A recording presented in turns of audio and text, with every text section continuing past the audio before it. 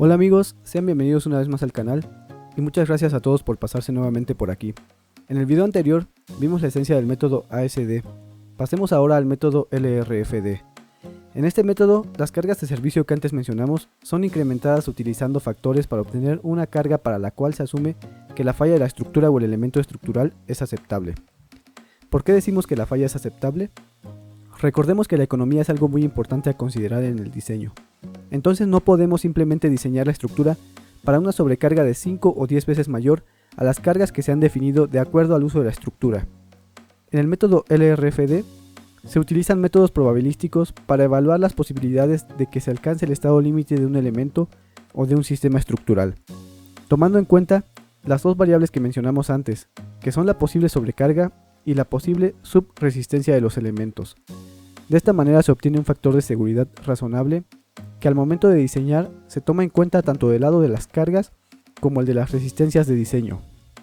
Aquí haré un pequeño paréntesis para explicar un concepto que acabamos de mencionar y que posiblemente muchos no hayan oído antes. Estado límite. Es aquella condición en la que un elemento estructural o la estructura completa deja de cumplir su función prevista y se divide en dos categorías: servicio y colapso.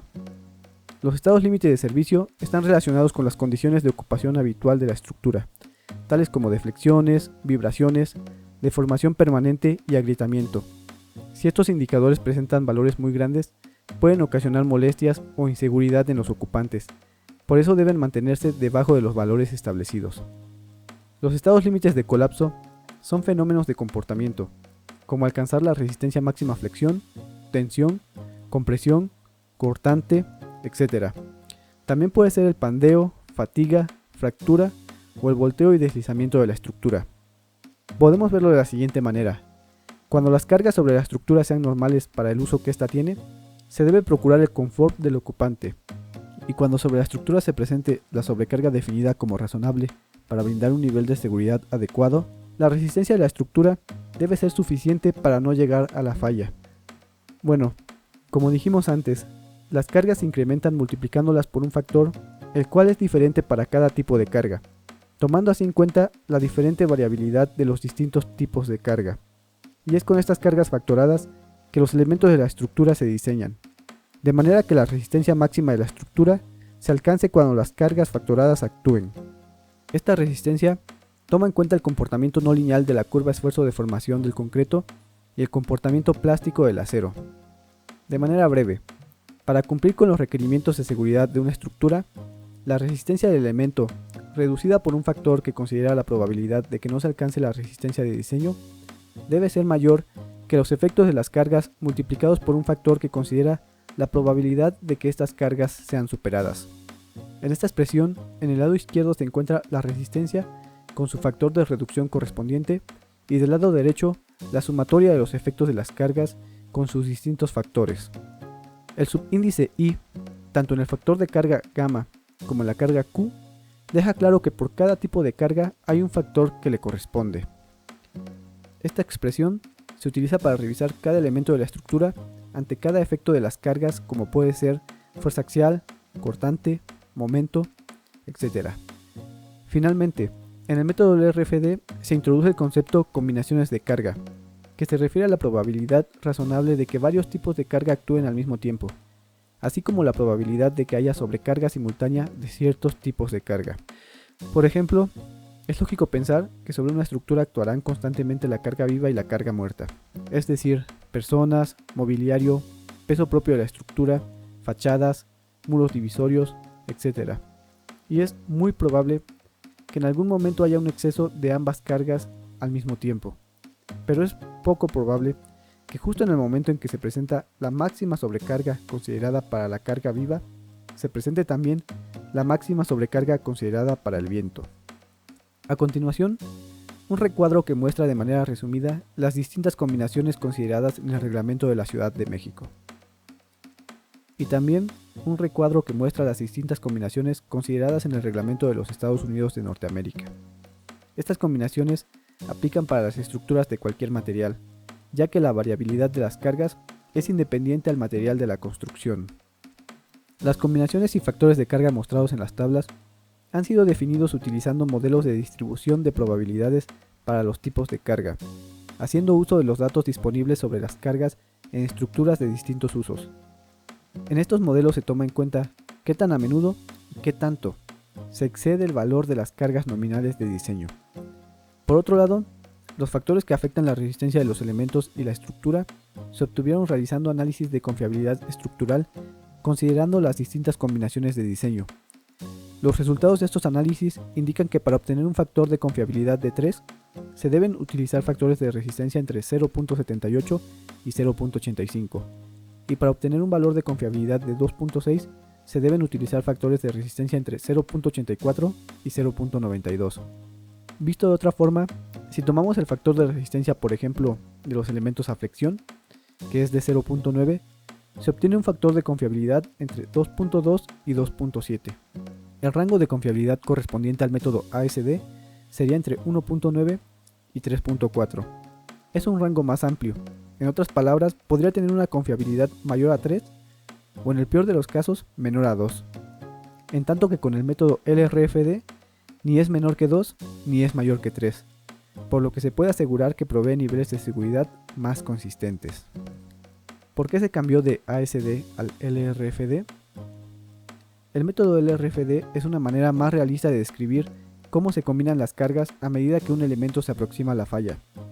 ¿Por qué debería utilizarse el mismo factor de seguridad para un elemento en el que las cargas vivas son las dominantes que el que se usaría para un elemento cuyo comportamiento está gobernado por las cargas muertas? Claramente las cargas vivas tienen un mayor grado de imprevisibilidad, y la intuición nos dicta que utilicemos un factor de seguridad mayor para el primer elemento. Esto es lo que logramos con el método LRFD, ya que con el ASD ambos miembros tendrían el mismo factor de seguridad.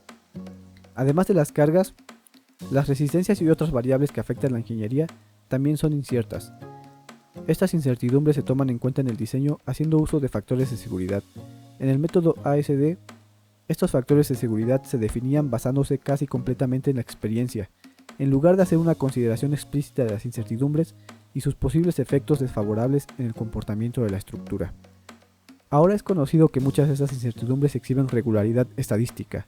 Por esta razón, en el método LRFD, la teoría de la probabilidad y la estadística desempeña un papel importante en la selección de valores de carga y resistencia apropiados para el diseño, y evitar así que estos valores sean definidos de manera meramente subjetiva. Tampoco debemos olvidar que la economía es un aspecto importante en el diseño, y al ser más racional, el método LRFD permite un mejor uso del material y por lo tanto una estructura más económica, con un factor de seguridad más consistente.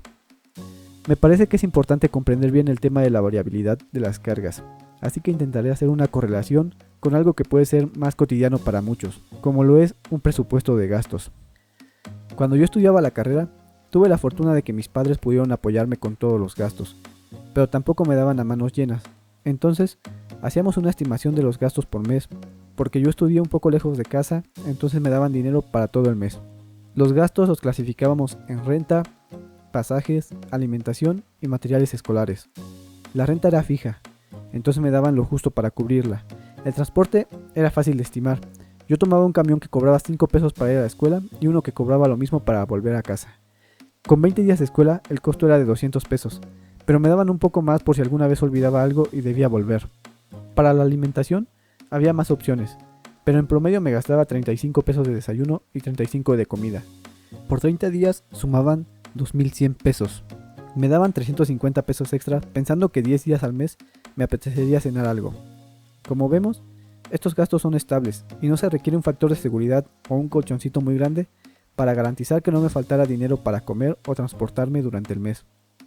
El gasto más difícil de estimar era el de los materiales escolares, pues había semanas en las que todo lo que necesitaba era sacar un par de copias o impresiones, y otras en las que algún profesor pedía fotocopiar casi un libro completo, o cuando evaluaba al profesor que calificaba los trabajos por kilogramo. En promedio, los gastos eran de 100 pesos a la semana, 400 pesos al mes, pero me daban 800 por si acaso. Para un mes de clases yo necesitaba 3.500 pesos, y me daban 4.270. A simple vista pareciera que me daban 1.22 veces lo necesario, pero en realidad había un factor de seguridad de 2 para el gasto sobre el que menos control teníamos. Usábamos un método similar al LRFD, La metodología ASD hubiera tomado esos 3.500 pesos y multiplicarlos por un valor que nos pareciera razonable. Por ejemplo, 1.3, y me darían 4.550 pesos al mes, y seguramente hubiera malgastado innecesariamente el dinero de mis padres.